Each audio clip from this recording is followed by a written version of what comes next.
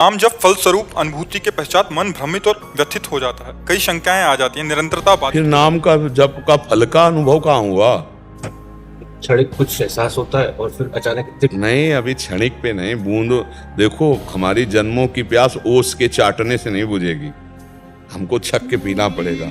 इसलिए उठते बैठते चलते फिरते देखो, एक डॉक्टर पर विश्वास कर लोगे जो हरी नीली पीली दवाएं जब देता है टेबलेट, तो हम कभी संशय नहीं करते कि हरी क्यों है भैया, हरी की जरूरत क्या, नीली हम नहीं खाएंगे, पीली नहीं खाएंगे, ऐसा नहीं बोलते। जो दवा देता हम खा लेते हैं। तो संत सदगुरुदेव शास्त्र पर विश्वास करो कि नाम के समान कोई साधन नहीं है। हम कहते हैं हमारा तो प्राण धन जीवन धन राधा नाम है। आपको जो प्रिय हो, राम कृष्ण हरि शिव, जो भी नाम प्रिय हो, आप उस नाम को निरंतर जपो। और अगर आपका मंगल न हो जाए, आपकी कामनाएं पूर्ण न हो जाए, पर उसके लिए इंतजार करो। जैसे किसान आदमी खेती बो करके फिर इंतजार करता है, वो जगती है, फिर उसका सेवन करता है, 4-6 महीने लगते हैं, तब फसल तैयार होती है। तो ये तो भागवतिक फसल है, इसके लिए इंतजार करो। ये पहले तुम्हारे पापों का नाश करेगी, अनर्थ का नाश करेगी, तब तुम्हारे अंदर आनंद आएगा। तो संशय किस बात का होता है कि पता नहीं फल मिले कि ना मिले। मोह हो गए, मतलब ये मेरी केवल मोह है, जिसमें जो विचार कर रहा हूँ वही व्यक्त हो रहे हैं, सब कुछ। देखो, इसको एक विश्वास से आप चलो। संत सदगुरुदेव का आश्रय क्यों लिया जाता है? उनकी बातों पर विश्वास किया जाता है। अब जैसे आप वृंदावन आए हो, अब वो कह रहे हैं आपको सेवा कुंज, निधिवन, रंगनाथ जी, अमुक अमुक जगह दर्शन कराएंगे, तो अब आप हर गली के मोड़ पे को कहाँ लिए जा रहे हो, अरे पता नहीं, तो वो आदमी फिर कहेगा कि जाओ, अच्छा तुम्हें जहाँ जाना जाओ। ऐसे ही जब संत तुम्हें गाइड कर रहे हैं कि तुम नाम जप करो, सब मंगल हो जाएगा, कोई संशय नहीं करना, तो मान लो। आपको उनकी बात पर अगर विश्वास नहीं होगा तो फिर भटकना पड़ेगा। आप शास्त्र हैं, उनका स्वाध्याय करके देखो।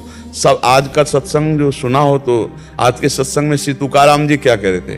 सब साधनों का सार मुझे राम कृष्ण हरि, ये गुरुदेव ने दे दिया, नाम दे दिया, इसी से सब कुछ प्राप्त हो गया। बोले जब हमारे गुरुदेव ने कृपा नहीं की, हमें गुरुदेव नहीं मिले थे, तब हमारी साधना से ऐसा हम था कि जैसे वो उदाहरण दे रहे थे कि जैसे मोट से पानी खींचकर, मोट माने गांव में एक चमड़े का बहुत बड़ा थैला जैसा होता था, उससे कुआं से पानी, उसे पुर कहते थे, उससे घसीट के फिर खेतों में सींचा।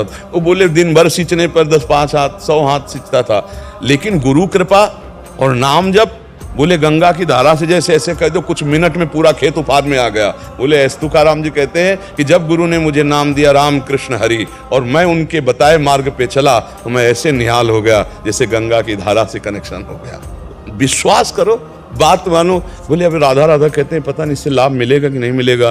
अरे भाई, कोई एक महान गुप्त रस है ये राधा नाम, आप जप करके देखो। अच्छा ये बताओ, अपने लोगों ने जीवन दिया है, तो क्या हम पार्टी बंदी में जीवन देंगे क्या?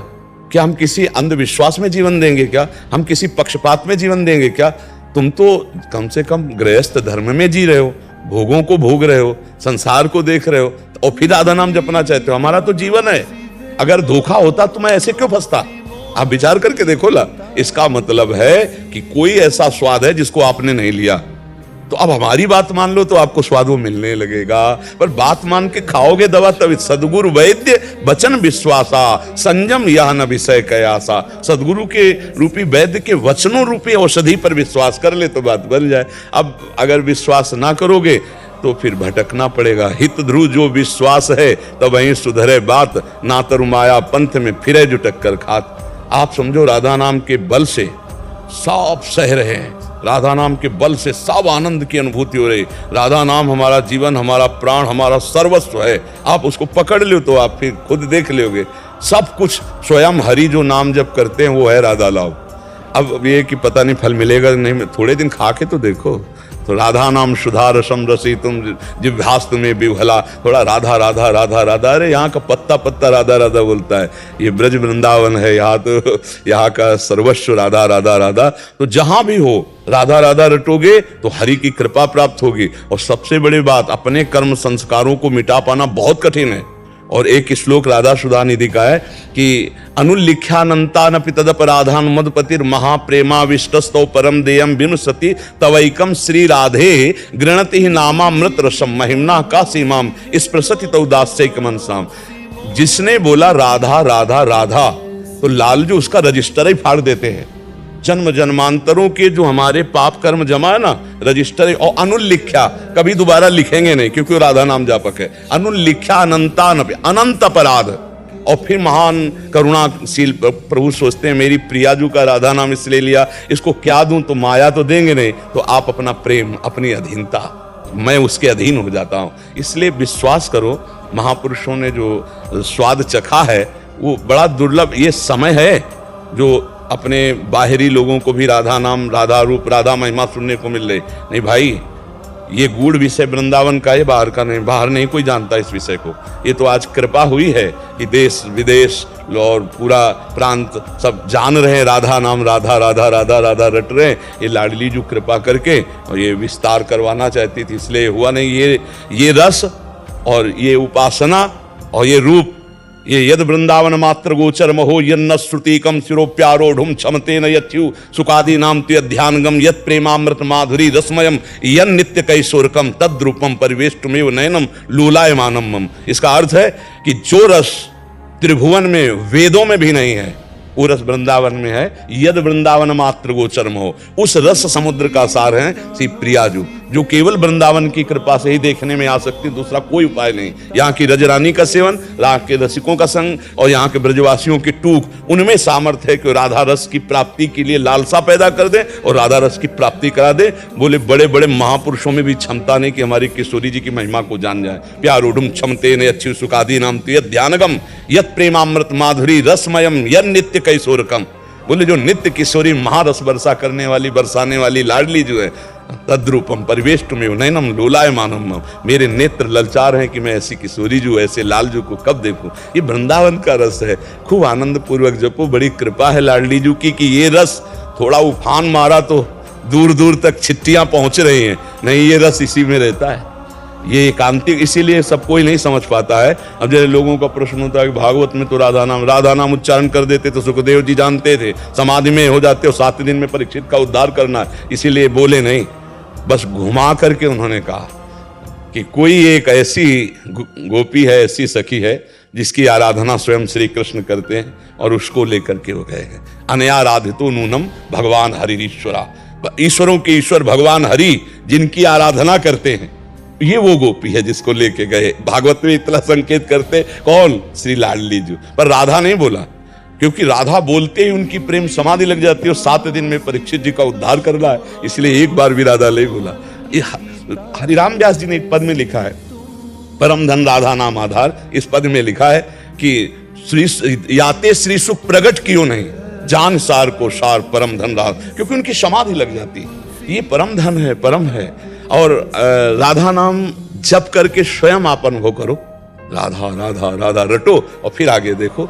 और ये कोई मतलब छलावा थोड़ी है, वृंदावन प्रिया प्रीतम, ये कोई छलावा थोड़ी, कोई छल थोड़ी, कोई कपट थोड़ी है। देखो 2 विभाग हैं, एक है भगवान का राज दरबार जो गीता, भागवत, वेद महिमा गाते हैं, जैसे सूत मागध बंदी जन राजा का यश गाते ना, और एक है उनका प्रेम खेल जो राज दरबार वाले भी नहीं जानते। वेद भी नेति नेति कहता है। तो हमारे प्रभु का जो प्रताप है, रूप है, गुण है, वय है, बल है, ऐश्वर्य है, ज्ञान है, जितनी महिमा, ये सब राज दरबार की है।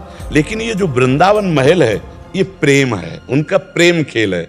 अब जो राजा जला सा भ्रकुट टेढ़ी कर दे तो प्रांत के प्रांत नष्ट करवा दे, वही राजा जब महल में जाता है और उसकी प्राण प्रिया अगर भ्रकुट टेढ़ी कर दे तो घुटने पे हो जाता है। समझ रहे ला? अब ये बात सबकी समझ में थोड़ी आएगी। वही राजा जो दरबार में बैठता है, जब भ्रकुट टेढ़ी करता है तो प्रांत के प्रांत तो नष्ट करवा सकता है, वही जब महल में जाता है और सुनने को मिला, क्या बात है आज वो यहाँ बहुत शांति दिखाई दे रही, बोले महारानी तो मान भवन में है, कदम आगे नहीं बढ़े, कदम आगे बढ़, क्या हुआ, क्या मेरे से कोई गलती हो गई, किससे गलती हो गई, क्या हुआ? अब वहां जाके फिर जो प्रेम की वो चर्चा, चूंकि सबको अधिकार ही नहीं है, आप इससे थोड़ा हम प्रगट लीला में वर्णन करते हैं। महाराज दशरथ चक्रवर्ती सम्राट ऐसे बलशाली कि देवराजेंद्र भी उनकी भुजाओं का सहारा लिया, तभी तो वरदान दिया था कि वो बड़ा प्रसंग है। लेकिन जे भी महल में प्रवेश करते हैं कैकेयी जी के ये उत्साह सुनाने के लिए कि कल हम प्रातः काल अपने लाडले राम को राज्याभिषेक करेंगे, ये सुनकर कैकेयी को बहुत प्रसन्नता होगी। देखा तो सब शांत, क्या बात है? बोले महारानी कोप होने, महाराज की वहां जब गए तो उन्होंने कहा ऐसे मलिन वेश धारण करके कोप भवन में तुम्हें ले, देखो तुम्हें खुशखबरी सुनाता हूं, कल अपने लाडले राम को मैं राज्याभिषेक दूंगा।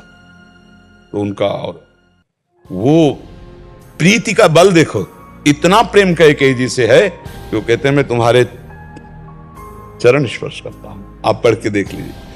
अभी अभी भेजता हूं दूतों को और सुबह ही भरत की वो राजगद्दी दे दूंगा, पर मेरे प्राण प्यारे राम को 14 वर्ष का वनवास न दे, नहीं तो मैं जी नहीं सकता। अब उस समय की स्थिति को आप विचार करिए। वो महाराज चक्रवर्ती हैं कि जाते ये कहा था कि अगर किसी देवता ने अपराध कर दिया तो उसकी भुजा काटने में मैं समर्थ हूं, वही विकल। तो एक लोकवत हम तुमको प्रेम की, ये तो महाप्रेम, महाप्रेम। मतलब इस वृंदावन के प्रेम को समझने के लिए पहले राज दरबार का परिचय प्राप्त करे, प्रथम सुने भागवत भक्त मुख भगवत वाणी, और फिर प्रभु से जब अनुराग हो, श्री कृष्ण प्राण प्यारे लगने लगे, फिर श्री कृष्ण की कृपा से उनके प्रेम का मूर्तिमान स्वरूप राधा का तब परिचय प्राप्त होता है। इसीलिए बाहरी लोग राधा को क्या समझते हैं, राधा तत्व को जान, श्री किशोरी जो, अरे बड़े बड़े महापुरुष जिनकी चरण रज चाहते हैं, वो महारानी जो है हमारी, वो मतलब बाहर के लोग तो जानते नहीं ना, बाहर तो राजा का प्रताप ही जानते हैं। इसलिए खूब नाम जप करो, इसी से परम मंगल है।